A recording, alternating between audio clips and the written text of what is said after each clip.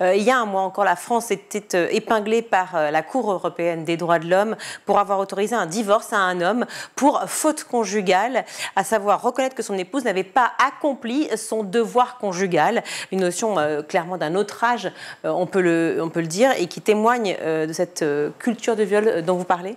C'est absolument scandaleux. Je pense que tout le monde a été outré en lisant les nouvelles, en se disant mais quand est-ce que ça existe encore, le devoir conjugal? L'ancêtre, c'est le droit de cuissage, hein. On remonte là, hein, ça découle très clairement de là. Ce qui est intéressant avec l'exemple du viol conjugal, c'est que la loi a évolué. Avant, c'était pas considéré comme un crime, le viol conjugal. Mais la loi a changé, parce que la société a changé. Et donc, avec le consentement, c'est la même chose. On se dit que la définition du viol telle qu'elle existe aujourd'hui, elle repose sur la violence, la contrainte, la menace et la surprise. Et ben, aujourd'hui, ça ne couvre plus la réalité du viol. Donc, il est nécessaire de la faire évoluer.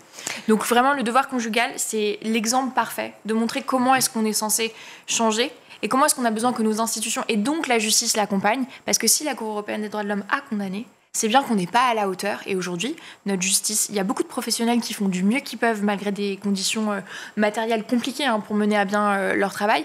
Mais en l'état, on n'est pas à la hauteur de toutes les victimes, et vous avez rappelé les chiffres, qui sont victimes de viol, et en rappelant aussi qu'on a quand même 8 victimes sur 10 qui ne portent pas plainte aujourd'hui.